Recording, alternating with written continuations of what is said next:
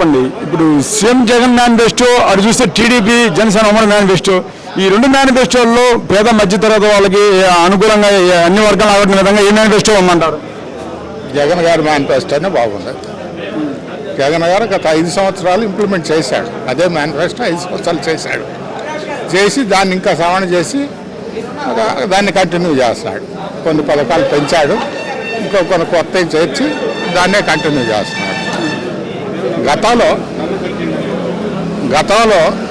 2014 నుంచి 19 దాకా చేసిన ముఖ్యమంత్రి గారు ఇచ్చిన హామీలు మొత్తం తొంగలో తొక్కేశాడు. విశ్వాసం లేని వ్యక్తిగా చంద్రబాబు నిలబడిపోయాడు. కాబట్టి జగన్మోహన్ రెడ్డి విశ్వాసం గల మనిషి, ఆయన విశ్వాసం కోల్పోయిన మనిషి చంద్రబాబు నాయుడు.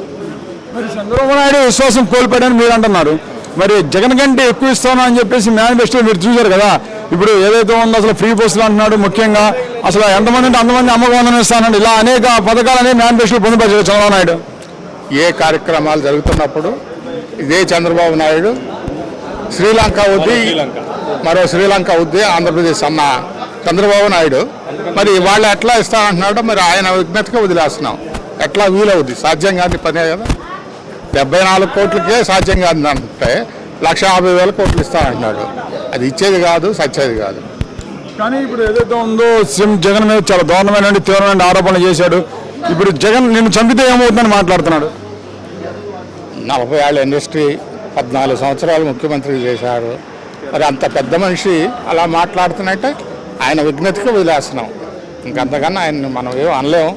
పెద్దవాడు, ఎవరు టైం వచ్చినప్పుడు వాళ్ళే చనిపోతారు. మరి ఇప్పుడు జగన్ పిల్ల బచ్చా నా చేతులని మాట్లాడుతున్నారా చంద్రబాబు? మరి పిల్ల బచ్చ చేతిలోనేగా 2019లో ఏమైంది?